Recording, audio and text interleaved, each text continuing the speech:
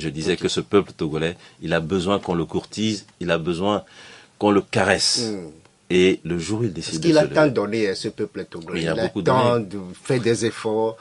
Aujourd'hui, la remobilisation, c'est le grand défi pour vous. Mais on a vu qu'au lendemain de la présidentielle de 2020, la mobilisation était difficile par rapport à tout ce qu'on a connu, la crise sanitaire, la condition sécuritaire dans le nord du pays, d'autres mesures ajoutées par le gouvernement. Mais 5 ans après, par rapport à ce premier meeting tenu samedi, dimanche à Kassimé, est-ce qu'on peut dire que c'est un début de mobilisation pour vous? En tout cas, tous les avis sont unanimes. Ce meeting, non seulement il a répondu à nos attentes, mais je pense qu'il est même allé au-delà. Et nous savons que beaucoup d'autres personnes qui voulaient arriver ont été bloquées en chemin. Est-ce que c'est vrai? Non, c'est une réalité. C'est une réalité, oui. Malheureusement. Et c'est là où moi, par qui? C'est là où je vais arriver. C'est là où ça me fait un peu sourire parce qu'on avait vu avant le meeting, après la signature de la charte, que c'était une infime minorité de l'opposition. Nous, quoi. Voilà. Nous étions une infime minorité, comme si nous étions vraiment insignifiants, nous n'avions aucune représentativité. Et donc, je me suis dit, mais si c'est une infime minorité, pourquoi est-ce que vous déployez autant d'énergie pour empêcher cette infime minorité de se retrouver en petit nombre? Mais laissez cette infime minorité s'exprimer. Et donc, il y a des délégations qui avaient pris la route depuis Aného, arrêtées au péage. Il y a des délégations qui, en arrivant de Tchévier, ont été bloquées. Voilà, à Tikoumé, voilà, bloquées par qui? Les gens en uniforme, les gens qui sont sur les routes et qui ont la possibilité d'ériger des barrages, d'arrêter un véhicule et de demander les papiers du véhicule et de garder les papiers du véhicule. Lors du meeting, pendant que j'étais en train de prendre la parole, à un moment donné, vous avez vu plusieurs étudiants revenir en klaxonnant, parce que finalement, ils ont eu cette bonne volonté d'aller, je crois, à Tikoumé, récupérer des gens qui étaient bloqués là, les mettre sur leur moto et les faire venir. Bon, c'est bien, ça fait plaisir, mais sachez que c'est encore une manifestation de ce que nous vivons dans ce pays, pour lequel nous nous battons. Disons, il faut se battre contre ce genre de pratique. Laissez les citoyens être libres et s'exprimer. N'empêchez pas la libre expression. N'empêchez pas la capacité des gens de se retrouver pour des manifestations publiques, pacifiques. Est-ce qu'il y a eu un débordement quelconque la fois dernière? Non. Nous sommes des gens responsables. Nous n'allons jamais casser. Parce que si on casse, nous cassons nos propres ressources. Voilà. Donc,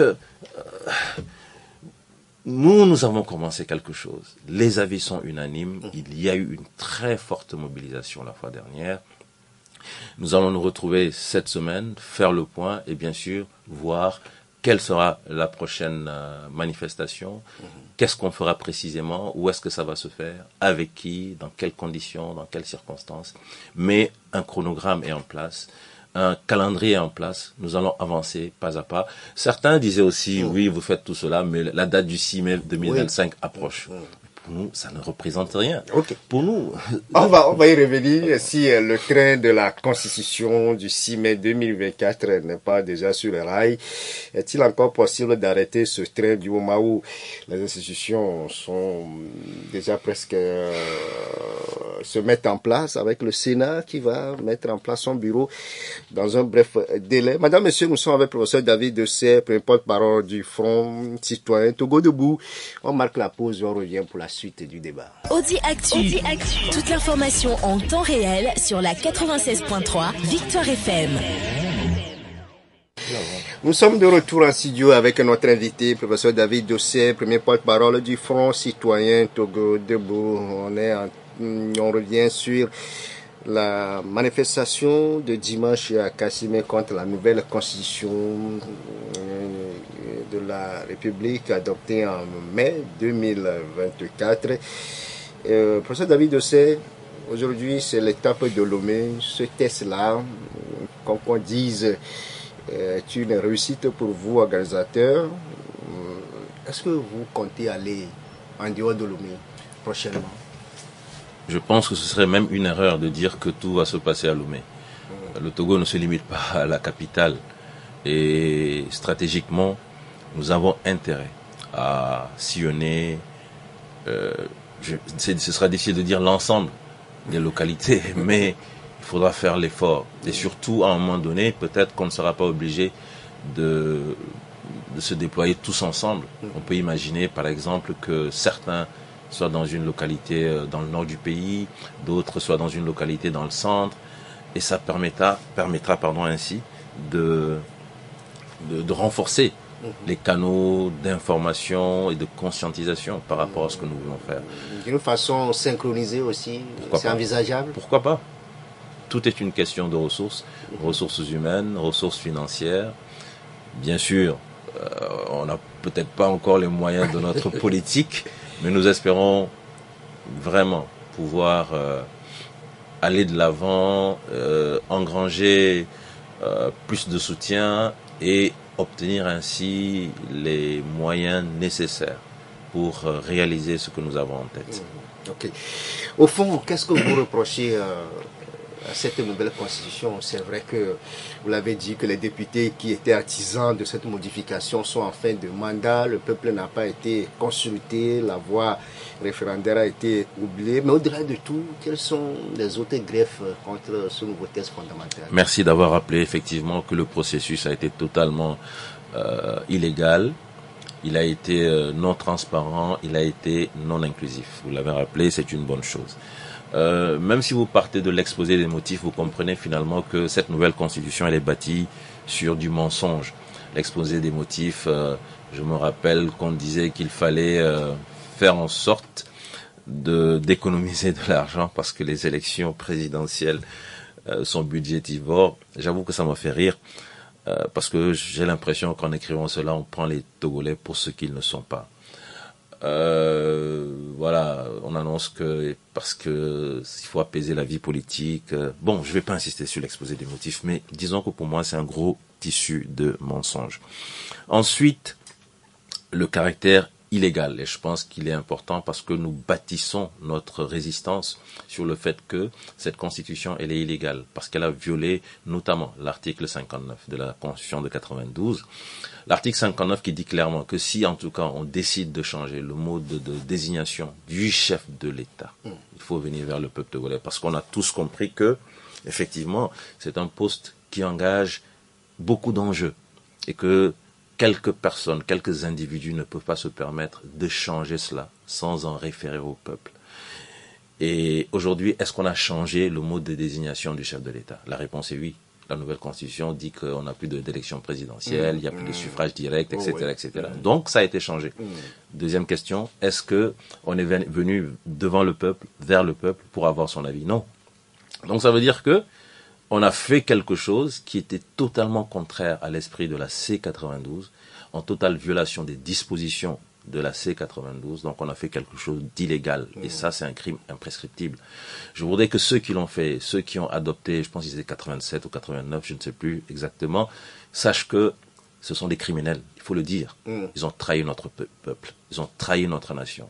Qu'ils se regardent dans le miroir et qu'ils se disent, je ne sais pas quelles ont été leurs motivations, mais qu'ils sachent qu'ils sont des criminels. Non. Ils sont aussi là au nom du peuple. Je continue en disant que, au-delà de cela, vous l'avez dit, qu'est-ce qui nous amène à dire non à cette constitution? Parce que cette constitution ne contient pas des valeurs. On nous a dit c'est un régime parlementaire. Ça veut dire qu'on a donné force au Parlement. Force au Parlement par exemple, et je pense que l'ANC a fait une belle démonstration la fois dernière par rapport à cela, force au Parlement, par exemple, de dire à l'exécutif ce que vous proposez ne répond pas aux attentes du peuple. Parce que l'exécutif, le gouvernement doit venir au Parlement. Le gouvernement conduit donc par le Premier ministre, le président du Conseil, je ne sais pas comment on peut l'appeler, en tout cas le chef de gouvernement, doit venir au Parlement, présenter sa politique et avoir l'assentiment du Parlement ou alors la défiance. C'est comme ça que ça fonctionne. Et nous voyons dans tous les pays comment ça se passe. Quand ce jour arrive, on sent que c'est une très forte pression sur le dos de l'exécutif, le dos du gouvernement, qui, comme s'il allait passer un examen devant un jury. Alors aujourd'hui au Togo, qu'est-ce qu'on comprend? C'est que si jamais ça doit arriver, en fait la pression n'est pas sur le dos du gouvernement, mais la pression est sur les membres du jury.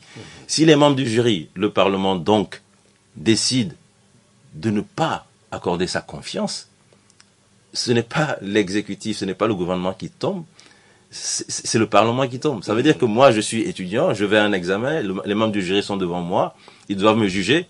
S'ils jugent que j'ai bien fait, bon, c'est bon, ils vont rester. Mais si jamais ils jugent que j'ai mal fait, que je ne mérite pas la moyenne, c'est eux qui tombent. En fait, c'est ça. C'est ça, l'esprit de la nouvelle constitution au Togo. Et donc, à chaque fois, nous disons, mais c'est quelque chose qui a été taillé sur mesure parce qu'on ne veut pas que quelqu'un ait une quelconque difficulté. Mais on n'a jamais construit un État comme ça. Jamais, jamais.